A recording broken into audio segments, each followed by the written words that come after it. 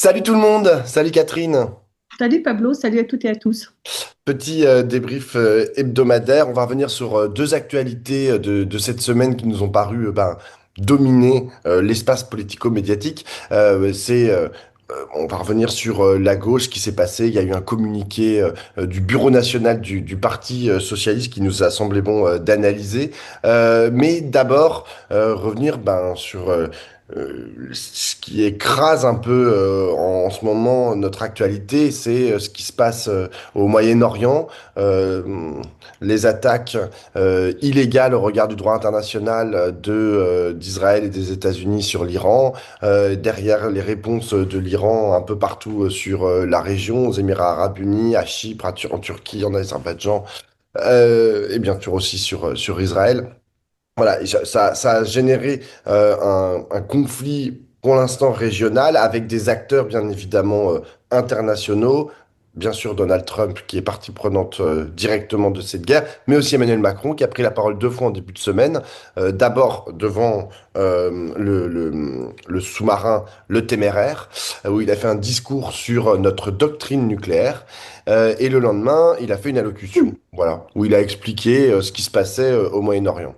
Toi, Catherine, comment est-ce que tu lis LIS, hein, ou LIES d'ailleurs, tout ce qui s'est passé, enfin tous ces événements, c'est quoi ta première lecture en fait de ce qui se passe et de la réponse française, bien évidemment.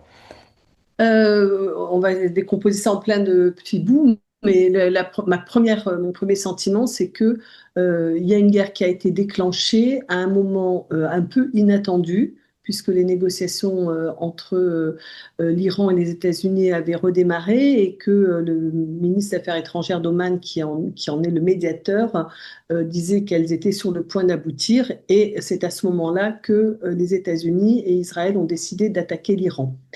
Donc c'est un peu, bien que une armada militaire se soit rapprochée de l'Iran et que en général on ne fait pas des armadas, on ne déplace pas des armadas, que ça coûte cher pour rien. Enfin, ceci étant, c'est quand même, on peut déjà noter le caractère, comment dire, euh, non inscrit dans une nécessité de s'opposer à l'Iran qui voudrait se doter de l'arme nucléaire, puisque les négociations portaient sur ce point et qu'elles étaient en train d'avancer.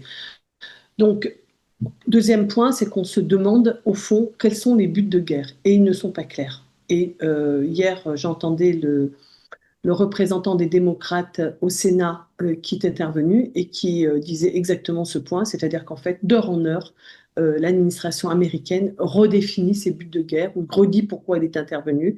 Et en fait, on ne sait pas ce qui vaut un contre-feu dans la politique intérieure américaine par rapport au développement récent de l'affaire Epstein qui met de plus en plus en cause, enfin, montre la participation de Donald Trump aux agapes epsteiniennes et que ça choque beaucoup les Américains, à raison, et ce qui vaut d'une stratégie internationale qui, l'Iran n'étant pas particulièrement mentionné dans le document stratégique qui a été rendu au mois de décembre. Donc ça apparaît pas très clair ça. Ensuite, quand bien même on se concentre sur l'Iran, on ne sait pas si c'est la question du nucléaire iranien, ou la question de faire tomber le régime des mollahs.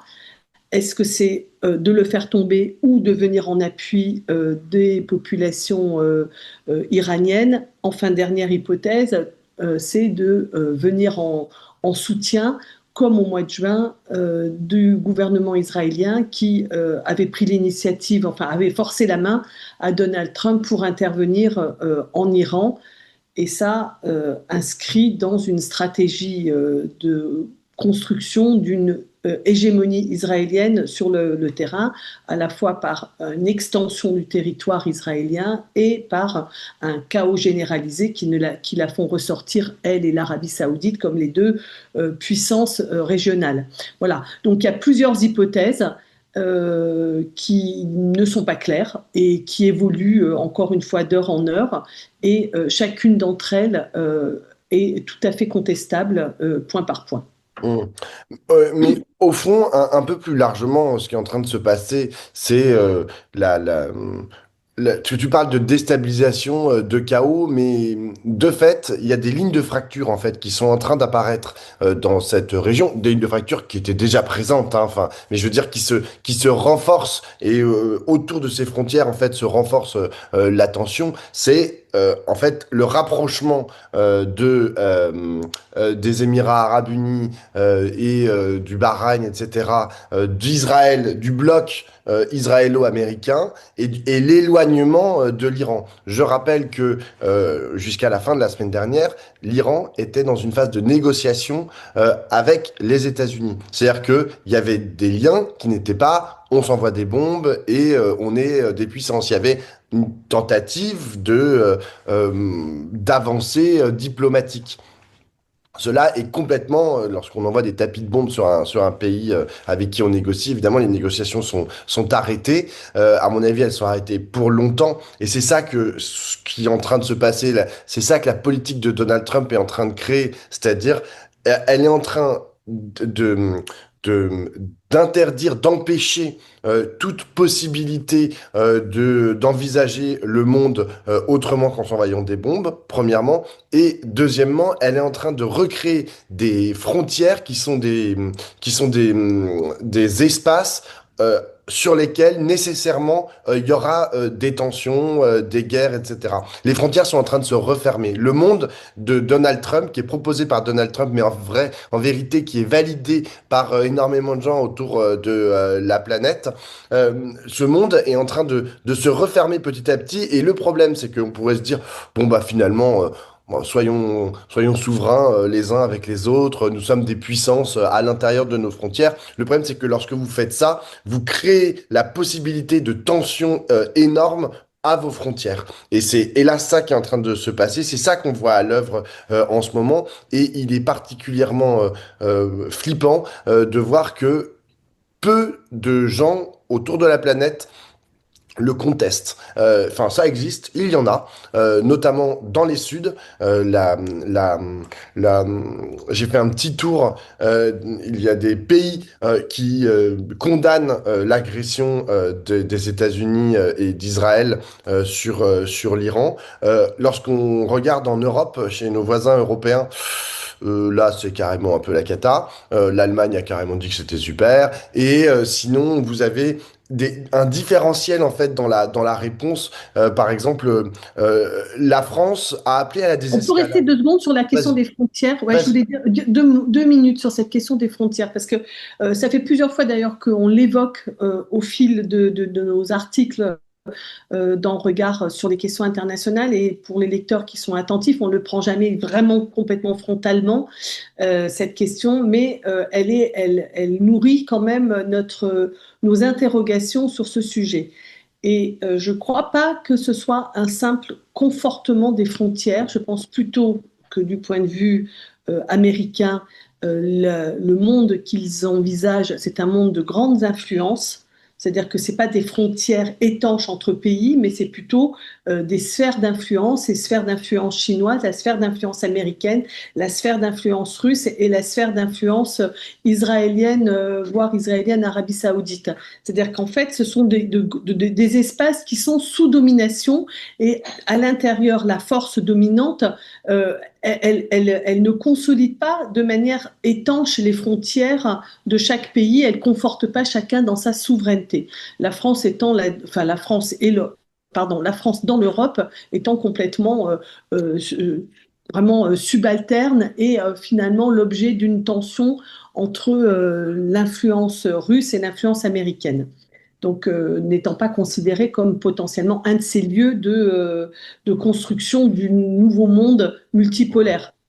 On voit bien que la question du multipolaire, qui est un terme que l'on a entendu depuis quand même quelques années, ça ne vient pas d'arriver, cette idée du monde multipolaire, est extrêmement problématique parce qu'en fait, il construit aussi cette idée de grands espaces autour de puissances dominantes qui viennent s'affronter et distribuer l'organisation mondiale. Donc, je pense que la question des frontières n'est pas tout à fait une question figée. Par ailleurs, dans la question des frontières, il y a des questions qui sont réellement l'objet de tensions, enfin, comment dire, à la fois ce que tu viens de dire, je t'ai interrompu, mais ce que tu viens de dire sur le fait que autour des frontières, les tensions et les crispations montent en intensité, alors même que on peut penser qu'on est dans un monde dans lequel les questions extrafrontalières, c'est-à-dire en fait celles qui unissent l'humanité, prennent de plus en plus d'importance. Évidemment, tout le monde pense à la question du climat, mais la question des migrations, la question d'Internet et d'une façon générale du monde numérique avec l'IA, avec les GAFAM, etc., ce ne sont pas des questions qui sont des questions souveraines à l'intérieur des États. Donc, on voit qu'il y a de la crispation sur les frontières quand les enjeux sont au-delà des frontières pour nombre d'entre eux, pas tous, mais nombre d'entre eux, et, euh, et, et qu'en même temps, ces frontières, elles ont une légitimité qui n'est pas de toute éternité. D'abord, elles sont souvent des constructions relativement récentes, souvent pas plus loin que le 19e siècle, voire la décolonisation, voire la partition de la Russie en Union soviétique, enfin donc en pays distincts. Enfin voilà, ce sont des Ouais. choses qui font du coup l'objet de contestations.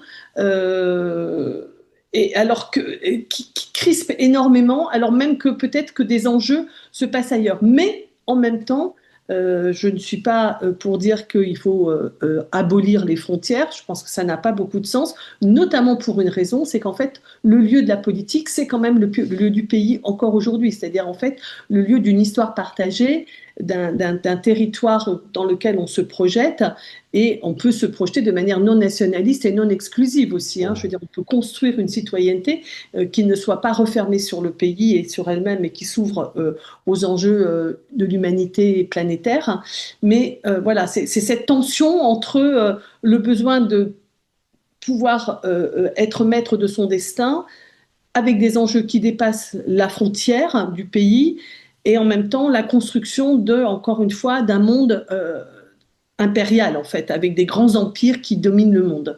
C'est ça que je vois en train de se développer et encore une fois, ce qui se passe en Iran et avec l'intervention d'Israël et notamment son intervention militaire au Liban me semble articulé à ce désir assumé par le gouvernement d'extrême droite israélien de construire une puissance régionale. Alors, ils le font déjà sur le plan militaire. Ils sont dotés de l'arme nucléaire. On ne sait pas pourquoi ça leur est autorisé à eux, hein, et pas aux Iraniens. Enfin, moi, je suis contre et pour l'un et pour l'autre. Mais enfin, les Israéliens ont l'arme nucléaire et leur projet est de construire un grand Israël dans lequel il y a une discussion sur les frontières du grand Israël les plus cinglés, imagine qu'ils puissent aller d'une île à l'Euphrate selon des termes de la Bible et qui ont été soutenus par l'ambassadeur américain en Israël. C'est-à-dire qu'en fait, cette L'Euphrate, espèce c'est-à-dire au milieu de l'Irak aujourd'hui. oui, c'est ça. Donc, ça fait quand même pratiquement tout le Moyen-Orient. Ça fait Donc, une dizaine de pays, je pense. voilà, donc ça concerne. Et voilà, c'est tout à fait stupéfiant de voir que on se réfère à la Bible et en tout cas que ça assoit un projet politique impérial et qui aujourd'hui se traduit par l'annexion des territoires palestiniens et l'entrée dans le Liban, la déstabilisation de tous les pays aux alentours d'Israël. Donc bon, c'est pas une vision abstraite que cette perspective d'un monde divisé en grandes sphères d'influence qui ensuite, entre elles, se font la bagarre pour savoir qui est la plus forte. Non, juste moi dire un mot là sur cette question des frontières parce que en fait il y a des choses qui sont très intéressantes à l'œuvre au Moyen-Orient, mais on peut les retrouver avec d'autres modalités ailleurs. C'est le fait que il y a des choses en fait qui sont en dehors aussi des frontières. Le fait que cet espace soit un monde en soi, comme tous les espaces peuvent être des mondes en soi, mais celui-là aussi. Et par exemple le fait que 20%, on ne le répète pas assez, mais enfin tout le monde le dit, mais 20% des hydrocarbures hydrocarbures passent par le détroit d'Ormuz, des hydrocarbures qui sont utilisés dans le monde entier. Ce qui donne en fait une place, ce qui montre en fait enfin, c'est pas juste un espace clos avec des gens dessus et puis ils pourraient faire ce qu'ils veulent. Bah non, parce que genre le monde entier dépend de la production de pétrole et de gaz naturel ces pays-là. De la même manière, il y a aussi de l'aluminium. Ils produisent 14% de l'aluminium mondial en Arabie Ah ouais. Saoudite et ça passe par le détroit d'Ormuz. Euh, mais d'une autre, il y a d'autres choses qui circulent. Par exemple, la langue arabe. La langue arabe, elle circule en fait au-delà des frontières. Le caractère chiite, est-ce que c'est des chiites, est-ce que c'est des sunnites, c'est-à-dire genre la façon dont ils envisagent leur religion. La religion aussi, par exemple, elle traverse les frontières assez allègrement et elle a des façons en fait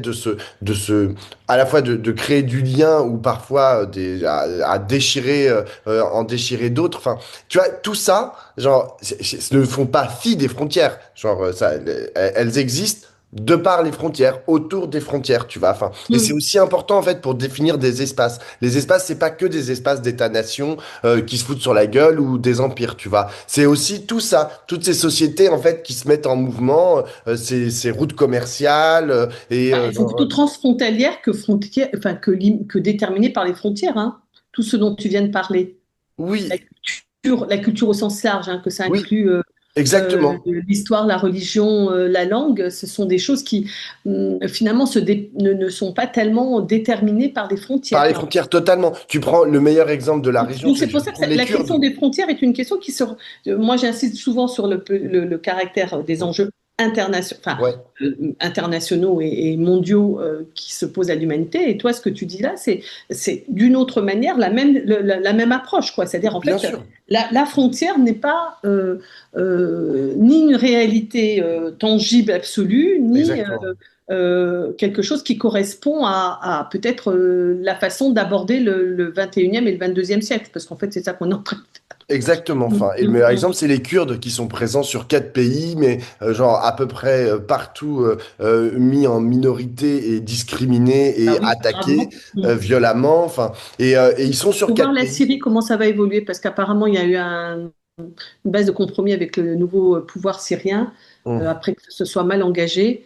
Voilà, on va Mais voir, mais là, voilà. Et en fait, la Turquie, elle est en train de bien de leur taper sur la tête. exactement. Mm, Enfin, mm. et en fait, en fait, tous ces mouvements, en fait, agissent de conserve. Et c'est ça qui est aussi parfois un peu, comment on dit, ça donne un peu des migraines, quoi. Genre à regarder en fait la région.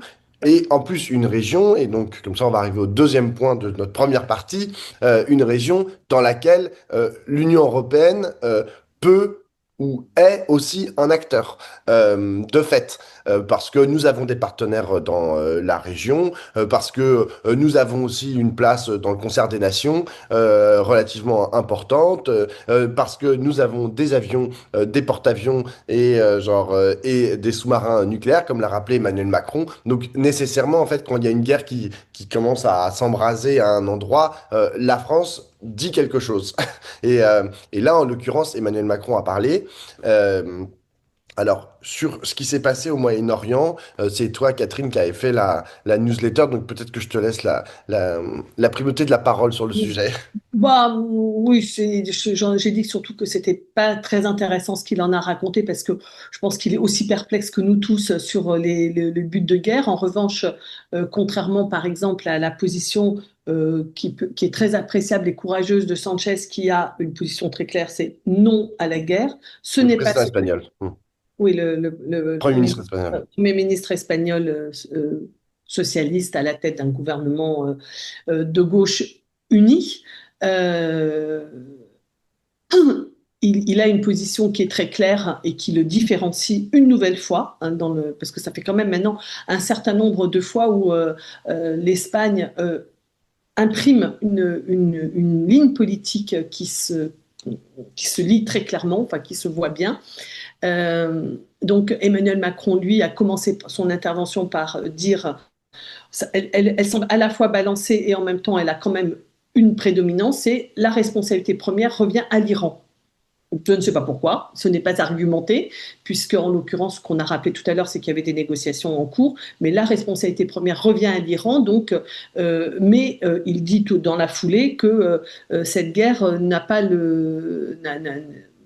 été validée par le droit, enfin, n'est pas validée par le droit international, et que ce que nous ne saurions approuver.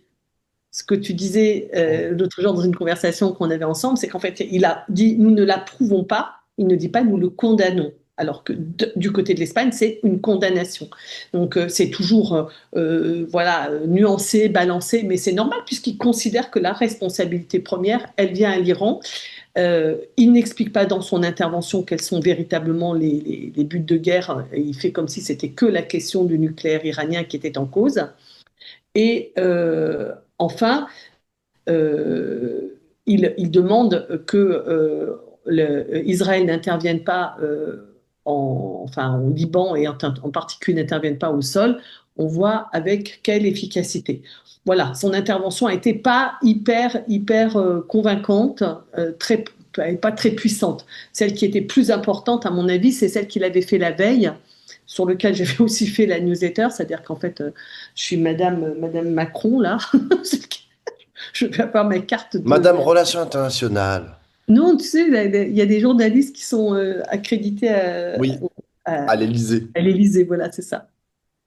Donc, j'avais suivi l'intervention de Macron face au porte-avions. Donc, et cette intervention-là, elle m'a paru tout à fait structurante et d'une certaine manière, elle pose aussi l'arrière-plan, elle donne l'arrière-plan de son intervention seconde qui est pas intéressante, quoi, sur ce qui se passe en ce moment en Iran. Par contre, ce qu'elle dit dans son intervention face au porte-avions, enfin, pas au porte-avions, pardon, au sous-marin nucléaire, c'est qu'il rénonce à la doctrine, il prétend qu'elle est dans la foulée de ses prédécesseurs, donc depuis le général de Gaulle qui avait commencé à doter la France d'armes nucléaires et qui a été maintenu, conduit par tous les autres présidents dans la foulée. Donc il se positionne dans la continuité des prédécesseurs, mais il lui donne un contenu il donne un contenu qui n'est pas celui de ses prédécesseurs. Et là, c'est ça qui me semble très important et qui a à voir avec notre discussion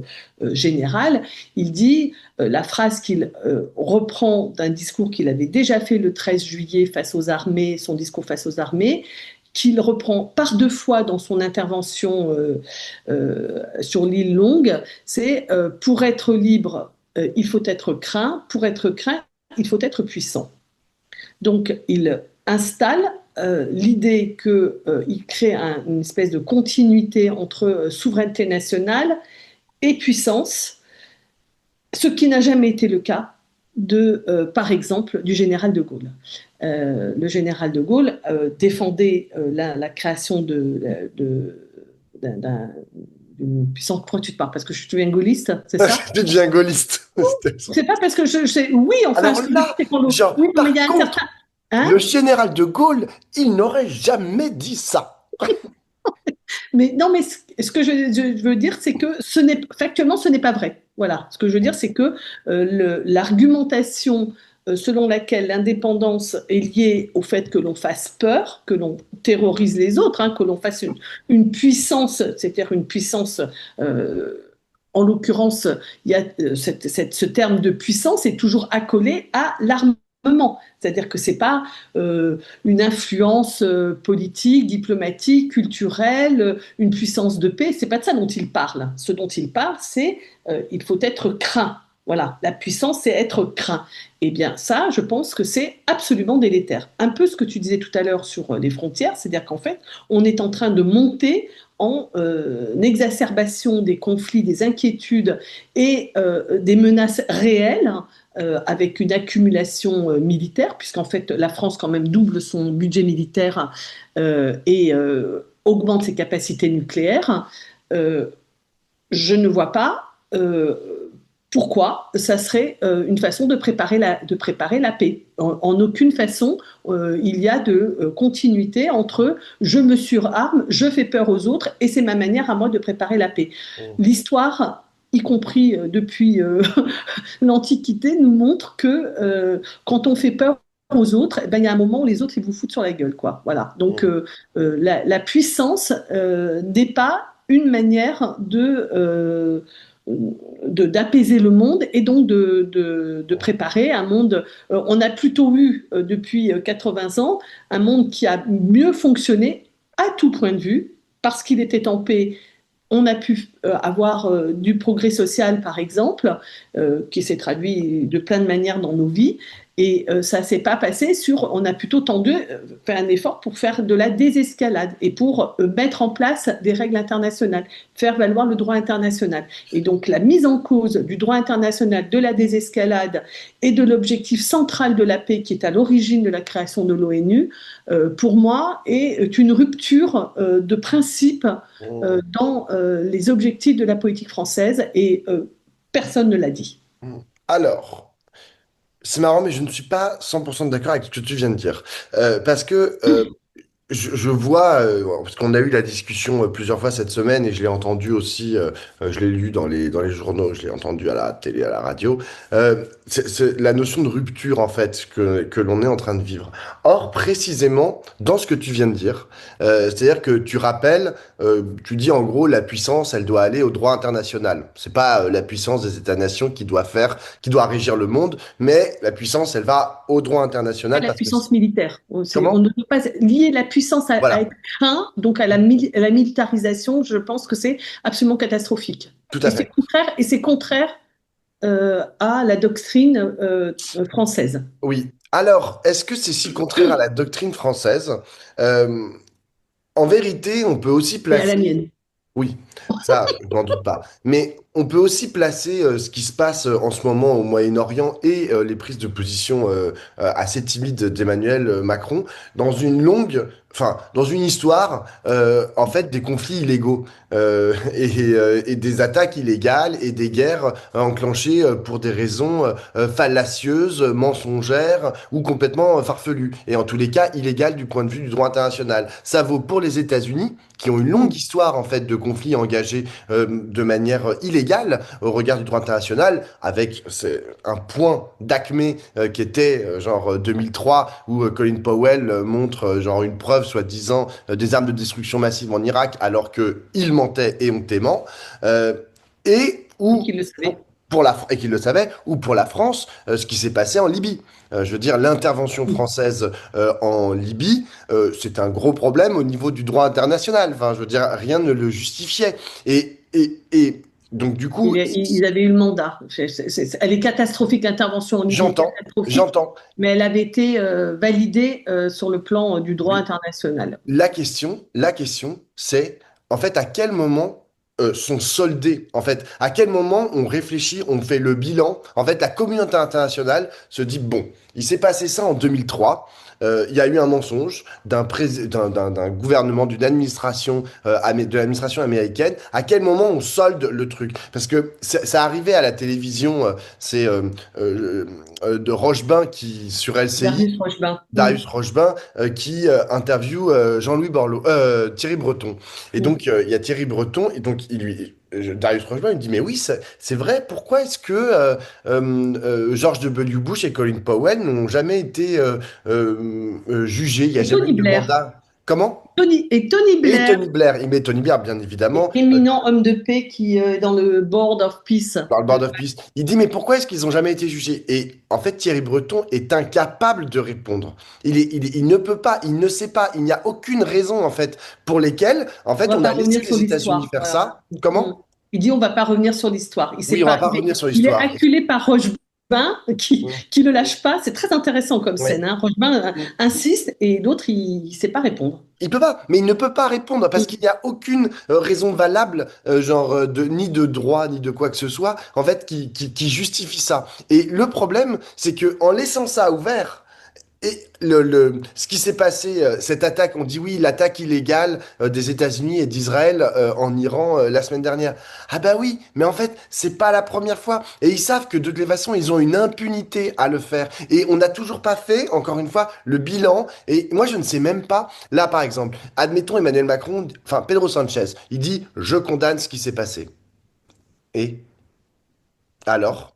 C'est Non mais qu'est-ce fondamental. que ça veut dire condamner? Alors, Qu'est-ce que bah, ça moi, veut dire? Qu'est-ce que ça veut dire? Ça veut dire qu'on va aller à la Cour pénale internationale et genre et aller traîner le Donald Trump qui, de toute façon, les États-Unis ne reconnaissent pas la Cour pénale internationale. Enfin, je veux dire, il y a Alors, une espèce de jeu en fait. J'entends ce que c'est. Je pense que c'est très important de dire je condamne, comme l'a fait Pedro Sanchez, les attaques illégales des États-Unis et comme l'a d'Israël. fait la France en 2003. Ce qu'a fait la France en 2003 parce que ça ouvre la possibilité en fait de s'opposer. Je suis d'accord. En revanche, on a un petit problème sur l'organisation véritable de notre droit international et des outils en fait qui sont mis à disposition de ce droit international pour l'appliquer véritablement et le faire appliquer et sanctionner lorsqu'il y a des gens qui dérogent ou des États qui dérogent en fait à ce droit international. Et là, ben, je suis désolé, mais là, il manque des outils, quoi, genre, parce que on laisse faire des gens et ils sont jamais condamnés, on laisse faire des États et ils sont jamais condamnés au regard de ce qui pourtant nous apparaît comme étant la seule chose qui permet de la paix autour du monde, quoi. Ouais, enfin, ça, c'est une question philosophique éternelle, hein. C'est que le droit, c'est un combat. Mm. Mm. C'est-à-dire que c'est comme enfin, l'affirmation de l'égalité de tous. Elle est inscrite dans le droit français. Est-ce qu'elle est réellement appliquée? Demain, c'est le 8 mars. On peut dire que non, et des tas d'autres endroits où il y a des discriminations, des inégalités, etc. C'est-à-dire que il y a l'application des intentions du droit, et puis par ailleurs, le fait qu'il puisse en effet évoluer en fonction des leçons. Mais ce que je trouve tout à fait navrant, par exemple, cette semaine, c'est l'intervention de Gabriel Attal qui a expliqué que au point où on en est, de toute façon, le droit international ne fonctionne pas, ça n'existe plus, on passe ça par-dessus bord, comme l'ONU est d'ailleurs devenue une ONG climatique et pour les réfugiés, donc finalement, ça n'existe plus non plus, et donc il n'y a plus que la puissance. C'est-à-dire que euh, devant un affaiblissement effectif des organisations qui sont là pour faire prévaloir le droit international, au lieu d'exiger leur renforcement, éventuellement des modifications, demander pourquoi est-ce que les États-Unis ne signent pas les traités et les traités internationaux ne sont pas adhérents à la Cour pénale internationale, etc. Pas plus qu'Israël d'ailleurs. Pourquoi est-ce que au lieu de se battre sur la mise en œuvre et l'élargissement du droit, Gabriel Attal, il dit oh bah tout ça c'est une foutaise, passons à autre chose, armons-nous, donnons-nous de la puissance. Ça c'est vraiment la pente. Bon, Gabriel Attal, il est totalement décomplexé dans sa manière de s'exprimer, mais au fond c'est ça que l'on voit à l'œuvre dans la déclaration qu'a faite Emmanuel Macron en ne condamnant pas le fait que le droit international ne soit pas respecté et en proposant ce que je disais tout à l'heure, pour être libre, il faut être craint, pour être craint, il faut être une puissance, allez hop, on y va, quoi. Donc, je ne sais plus dans quel ordre, en tout cas, ça commence par la liberté, et puis la puissance et Ouais, à la crainte fin. qui sont liées.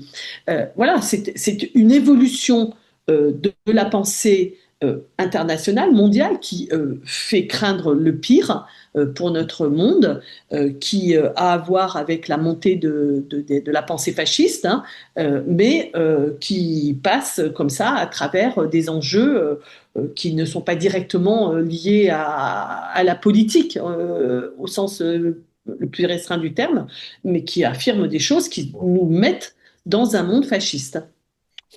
On va peut-être passer au deuxième sujet. Ouais. Surtout qu'il est lié, en fait. Surtout. Bah, moi, je le lis. Ah bon? Bah alors vas-y.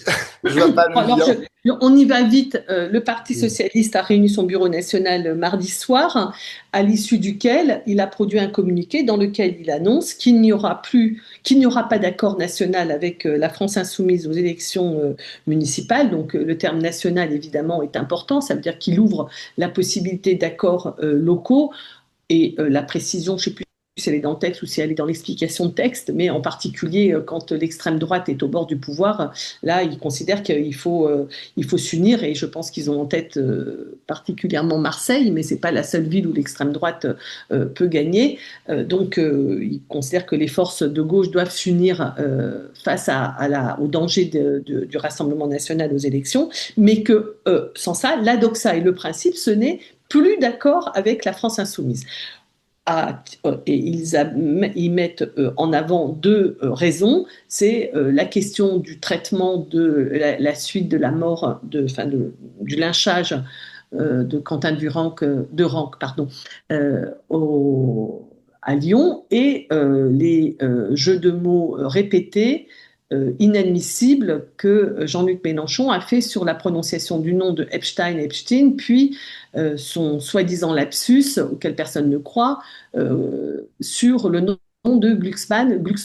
Ils Donc, appellent ça des propos antisémites. Ils c'est qualifient ça. ça. Moi, je crois que c'est la première fois que je vois dans un Oui, communiqué officiel du Parti bien sûr. socialiste la Il y a des qualification socialistes qui d'être l'avaient déjà antisémite. dit, mais là, c'est Ouais. le Parti socialiste qui qualifie ces propos d'antisémites, et qui donc décide pour cette raison, de rompre toutes les relations avec la France insoumise. Cette déclaration, nous l'avons trouvée extrêmement choquante à regard,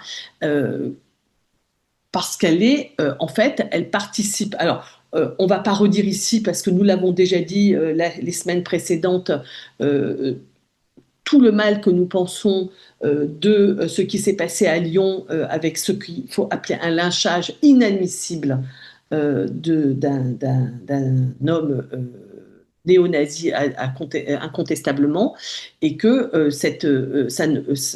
voilà, il y avait lieu de prendre des positions plus claires et plus fermes, qui engagent la France insoumise, son leader et ses députés. Voilà, on considère que cela n'a pas été fait de manière suffisamment claire, voire des évolutions de la doxa, qui est de considérer que maintenant on est antifa ou fa, et que c'est ça la frontière, et que ça ouvre des tas de questions politiques. Mais voilà, on n'est pas d'accord avec ça, et on n'est pas d'accord avec ce qu'a fait Jean-Luc Mélenchon à propos de Epstein.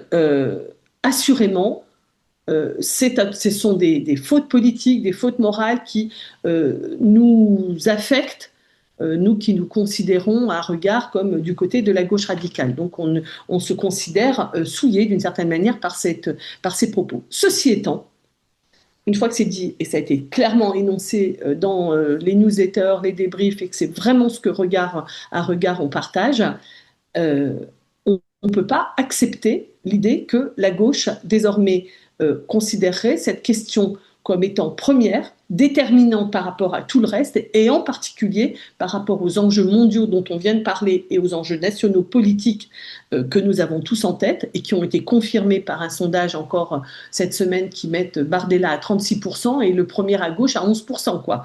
Donc ça, c'est juste invraisemblable, et le total des gauches autour de 30. C'est-à-dire que total des gauches, on fait moins que Bardella plus Retailleau à 12, plus comment il s'appelle, Zemmour à 4, plus Dupont-Aignan à 2,5. Ça vous donne un bon climat, quoi. Donc l'idée que la question fondamentale du moment en France, et c'est pour ça aussi que c'est pas pour ça, c'est en soi que c'est inacceptable, les jeux de mots tout pourris de Mélenchon, mais ça déplace le curseur. Voilà, le Parti socialiste décide de mettre l'accent sur cela, alors que l'enjeu, c'est de continuer d'avoir en tête que nous sommes devant une menace qui n'est pas hypothétique, qui est imminente, de l'extrême droite, et d'une extrême droite dont il ne faut pas douter un instant qu'elle est portée par les idées pratiques qui sont mises en œuvre par notamment les États-Unis, mais aussi par Madame Meloni en Italie, etc. Et que une véritable, c'est un coup de force extrêmement violent qui sera porté par le Rassemblement national s'il accède au pouvoir l'an prochain.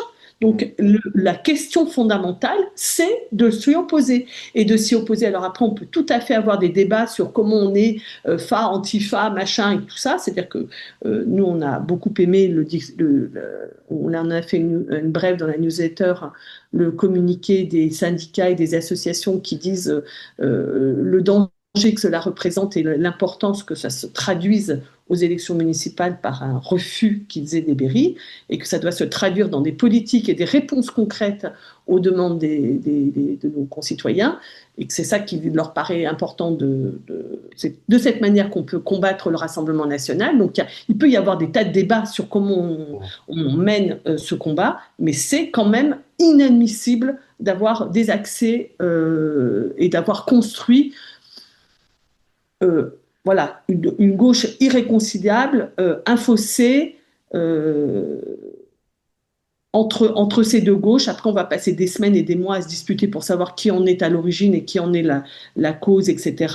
Euh, Moi, ce que je dis, c'est que euh, au bout du bout, ce que ça nourrit, c'est le désespoir du peuple de gauche. Nous sommes désespérés de voir ça. Enfin, je veux dire, massivement désespérés. Enfin, je veux dire, je ne sais pas qui peut trouver que la situation est bonne. Franchement, elle est catastrophique pour la gauche. Et désespérés de voir cette progression sans résistance effective, sans opérationnalité du Rassemblement national. Moi, juste un petit point, je rebondis sur ce que tu viens de dire sur le peuple de gauche, c'est que c'est vrai que moi, c'est une des hypothèses que je pose souvent en préalable quand on discute de ces différentes positions, c'est qu'en fait, il existe un peuple de gauche, il existe en fait des gens je dis pas peu importe le candidat, hein, c'est pas du tout ça, mais qui se retrouvent dans n'importe quel candidat de gauche qui serait présent éventuellement par exemple à un second tour. C'est-à-dire que ça soit... Et d'ailleurs, parfois c'est le cas à un premier tour. En fait, je base ce que je viens de dire, l'existence de ce peuple de gauche, sur ce qui s'est passé aux élections de 2017 et de 2022. On le répète assez. Je ne crois pas qu'il y avait qui en 2019, en 2017, 19% de mélanchonistes et en 2022, 22% de mélanchonistes. Non. En revanche, il y a un peuple de gauche qui a décidé que le candidat qu'il voulait voir arriver au second tour, parce que c'était lui qui avait le plus de chances d'arriver au second tour, pour de multiples raisons, c'était Jean-Luc Mélenchon. Et donc, toute la gauche a voté comme un seul homme, Jean-Luc Mélenchon. Et c'est pour ça que quand je vois le travail aujourd'hui de certains partis politiques, là on a parlé du Parti socialiste, mais enfin la France insoumise n'est pas non plus en reste lorsqu'il s'agit de taper sur à bras raccourcis, non pas en disant genre nous avons une autre vision de la France, du monde, de la politique que les socialistes, mais genre des coups qui sont d'une violence. C'est Catherine, tu dis souvent qui peuvent créer de l'irréparable, de l'irréversible. La France insoumise Qui n'est pas cherche en à reste. créer, parce que qui Oui. cherche à créer de Et qui cherche à créer, exactement. Et donc, moi, ce que je vois, c'est qu'en fait, au fur et à mesure, euh, il est en train de s'installer. Enfin, est-ce qu'il s'installe? Je ne sais pas. C'est une question que je pose, mais c'est aussi un danger. Il est en train de s'installer des cultures politiques qui vont être irréconciliables. C'est-à-dire que, à force de l'appeler de ses voeux, bon, bah, la chose va finir un jour par exister. Et un jour, il va exister effectivement deux gauches qui seront définitivement irréconciliables. Je pense que ce n'est pas du tout gagné, que le pari du Parti socialiste est loin d'être remporté. D'abord parce qu'ils n'ont pas grand-chose à dire d'autre que genre on n'aime pas les insoumis. Enfin, genre c'est quand même un gros problème pour exister, avoir une doctrine, tu vois, qui est basée sur autre chose que genre on n'aime pas Jean-Luc Mélenchon. Bon, mais au-delà de ça, moi je sais pas. En fait, ça commence à me faire peur, tu vois. C'est-à-dire que on Oui, dit le moi, peuple de gauche, mais un jour, il va plus exister. Tu vois, un jour, enfin, moi, vraiment, il va être divisé en deux. oui, moi je crois pas à ça parce que l'histoire dure longtemps et que on est un pays qui, alors souvent on dit c'est un pays politique, mais ça veut dire aussi que c'est un pays d'histoire, c'est-à-dire que les gens connaissent, savent, ça se transmet l'histoire et je pense que la France, elle est structurée par l'existence de deux pôles à gauche et des pôles, ça veut dire que c'est pas des camps, ça veut dire que ça joue en dynamique et ces deux pôles, ils existent depuis la Révolution française. Ils se sont retrouvés au fil du temps et à peu près toujours un peu dans ces mêmes rapports de force. C'est fluctuant, des fois c'est l'un qui est devant, des fois c'est l'autre qui est devant. Les plus jeunes ne savent pas que très longtemps c'est le Parti communiste qui a dominé la gauche et devant le Parti socialiste, mais c'est pourtant la réalité de l'après-guerre jusqu'aux années 70. Euh, donc ça bouge, voilà. Mais en tout cas, il y a toujours eu deux pôles à l'intérieur de la gauche, et il y a des périodes où ça a été extrêmement dur. Non mais franchement, je veux dire, les guerres coloniales, quand il y a des communistes qui se sont fait exécuter par le pouvoir dans lequel il y avait un ministre de la Justice appelé François Mitterrand, ça a nourrir un certain ressentiment des communistes à l'égard des socialistes. Donc cette période des années 50-60, enfin jusqu'à la libération, l'indépendance de l'Algérie, ça a été quand même très très dur et c'était une période aussi de guerre froide dans lequel, dans les manifestations, ça se tapait dessus, quoi, hein, mais sévère. Donc, et puis après, dans les années 70, ça s'est déplacé dans les bagarres avec l'extrême gauche, entre le Parti communiste et l'extrême gauche. Bon, ce que je veux dire par là, c'est que la fracturation de la gauche, elle a déjà été aussi forte et aussi violente qu'aujourd'hui, mais il a fallu la surmonter. Ce que je veux dire, c'est que heureusement qu'en 62, les cocos, ils ont dit stop au délire et maintenant, ce qu'il faut, c'est qu'on s'unisse autour d'un programme commun qu'ils ont mis 10 ans à élaborer en négociation avec les socialistes, dans un rapport de Mais force politique, puis dans un travail programmatique. alors oui, mais C'est la c'est même chose qui s'était justement, passé en 34. Hein.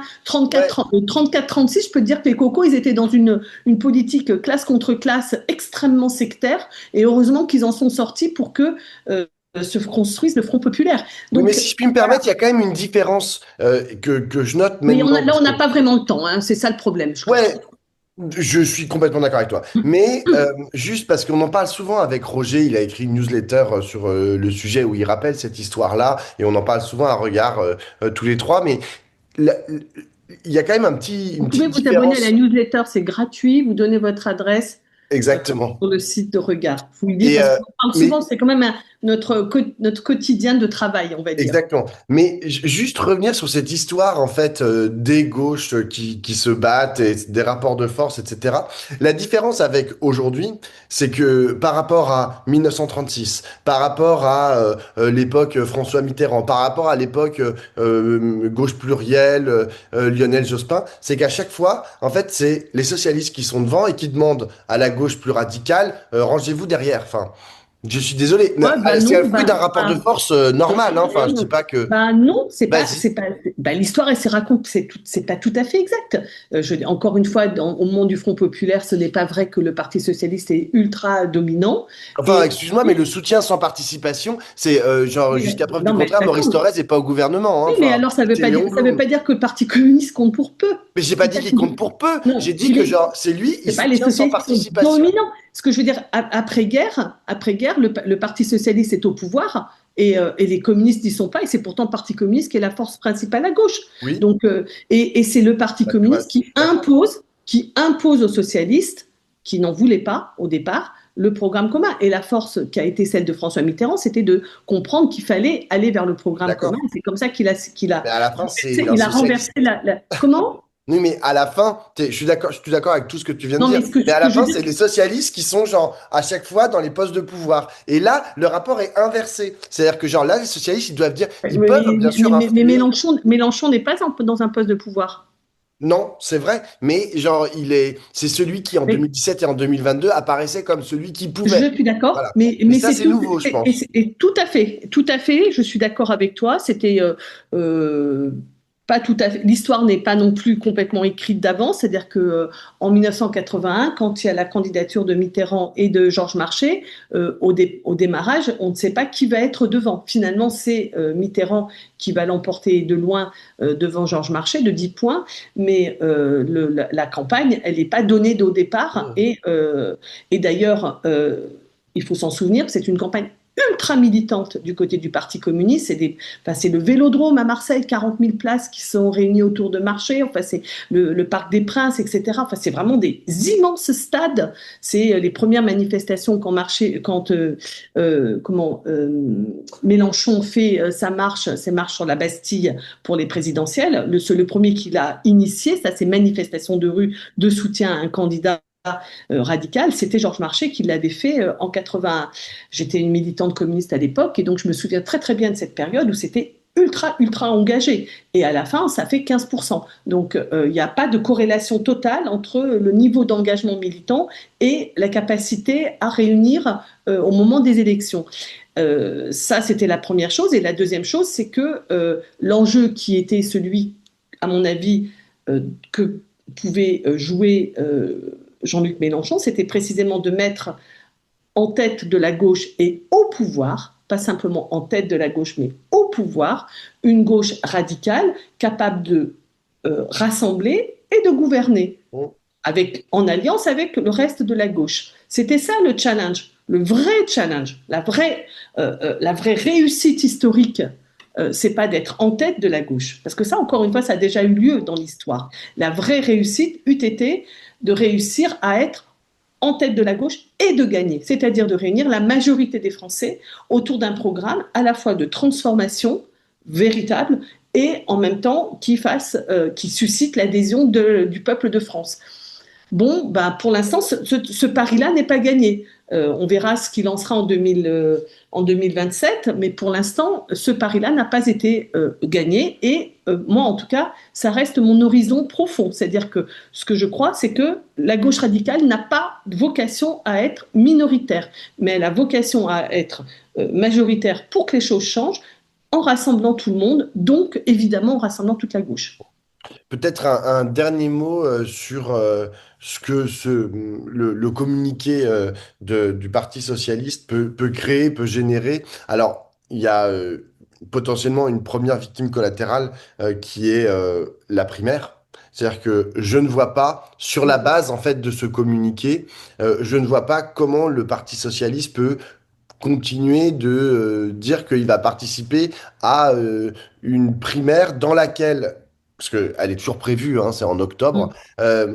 et dans laquelle, si je ne m'abuse, il y avait des positions différentes entre les différents acteurs de cette primaire, mais si on prend Clémentine Autain ou les écologistes ou François Ruffin, eux, ils veulent la participation de la France insoumise à la primaire, enfin, je veux dire, où il reste un peu flou sur leur Non, participation. ils veulent l'unité de la gauche. Donc, Voilà, ils veulent, voilà, donc donc, quelle dont que la, soit au bout du bout la décision de Mélenchon, eux, ils disent on n'exclut pas la France on insoumise. n'exclut pas la France Aussi parce insoumise, que ça fait exactement. partie du problème, c'est qu'il ne faut pas corréler complètement Jean-Luc Mélenchon et les électeurs de la France insoumise. Bien sûr, bien sûr, bien sûr. Non, mais là, je parle de la participation ou non de Jean-Luc Oui, oui, oui, Mélenchon à non, mais je cette suis en train de primaire. dire autre Lui, il veut chose. pas. Lui, il veut pas y participer. Mais par contre, tu as les autres acteurs de la primaire qui disent on lui Marine laisse la Tondelier porte ouverte, aussi. c'est à lui de refuser. Tu vois. Et Euh, là, vu la Enfin non, position, c'est à lui de venir. c'est à lui de venir. Oui, oui, non, mais ils veulent, et c'est la position de Tondelier, Autain et Ruffin. Enfin, Voilà, exactement. c'est leur point de vue, quoi. Il faut que la gauche doit s'unir. Voilà, Voilà. donc il n'y a pas d'exclusif contre personne. Exactement. Or là, bon, bah, il y a une exclusive de la part du Parti socialiste. Donc, on voit, ça paraît assez mal Mm, emmanché. On voit pas mm. trop comment, sur la base de ce texte, après, ils peuvent évoluer, ils peuvent le faire bouger, ils peuvent aussi regarder ce qui va se passer au soir du premier tour des élections municipales, hein, parce que ça va peut-être un peu rebattre les cartes si jamais il se passe des choses qu'ils n'avaient pas particulièrement anticipées, que la vague brune est particulièrement forte, qu'ils sont obligés partout de faire des alliances. Voilà. Bon, je pense que ce texte est amené, à mon avis, à évoluer au Cette moins à la année marge. aussi, hein. Non, mais il y a le résultat des élections, tu as parfaitement raison. Puis il y a, d'une certaine manière, je pense qu'on ne se souvient pas vraiment, mais que quand il y a la dissolution au mois de juin, franchement, c'est Ruffin qui lance l'idée Nouveau Front Populaire. Les partis, à l'époque, ils ne sont pas pour, hein. Je veux dire, il y a Ouais. des manifestations, il y a une pétition qui a été signée en 24 heures par 400 000 personnes, il y a des manifestations devant les sièges des partis pour dire non, vous arrêtez vos conneries, là, on veut que vous soyez unis. Donc, moi, je pense que les élections, ça sera une très bonne manière d'exprimer quelque chose. Mais la deuxième, enfin, encore que c'est pas si simple que ça, hein, de savoir comment on s'exprime. Bon, en tout cas, ce qui va se passer, la façon dont le peuple de gauche, dont nous parlons depuis tout à l'heure, va dire sa volonté d'unité, on verra quelles seront les voies et moyens pour y parvenir. Mais on n'est pas que des spectateurs, pas que des commentateurs. Oui, oui. C'est tout à fait vrai. Bon, et ben, super. Attends, Ouais, moi je dis-moi. voulais dire un truc, parce que demain c'est le 8 mars. Non, non, mais je voulais dire juste deux recos. On fait pas ça en général à la fin du débrief, mais je voulais vous recommander deux choses à propos de la journée du 8 mars. J'ai entendu ce matin sur France Culture l'émission de Jean-Noël Jeannet qui est à 10 heures, qui s'appelle merde, j'ai un trou de mémoire. Euh, Mémoire des temps non, ou... non, non, non, non, c'est Non? Concordance des temps. Concordance des temps. Concordance des temps, donc de Jean-Noël Jeannet, et c'était sur Hubertine Auclair, qui est vraiment une militante féministe qui a porté le combat aux premières heures de la Troisième République, qui a fait la jonction avec le mouvement ouvrier. C'était extrêmement intéressant. Donc, il y a 1 heure sur France Culture, donc ce samedi matin à 10 heures, concordance des temps. Ça, c'était la première chose. Et puis la deuxième chose, j'ai vu Rue Malaga hier soir, qui est excusez-moi, mais je me rappelle plus le nom du réalisateur. Si, c'est la femme qui avait fait le Caftan Bleu. Oui, oui, oui, J'ai oublié son Mariam nom. Touzani. Donc ça se passe à Tanger et c'est le portrait d'une femme de 80 ans qui reste libre jusqu'au bout, qui est extraordinaire. Vraiment, C'est c'est Carmen Carmen, Maura. ouais, c'est Carmen Exactement. Aura qui l'interprète. C'est un portrait de femme et un portrait de femme en liberté. Franchement, moi, ça m'a réjoui et en ce moment, c'est bien. Bon, et ben, sur ces deux bonnes Voilà. recos, on vous souhaite un bon week-end et Ouais, une bonne voilà. Et marche, un bon 8 mars, il y a des un bon 8 manifs, il y a mars. des manifestations dans tout le pays. Voilà. Ciao, Oui, ciao! ciao. Ciao.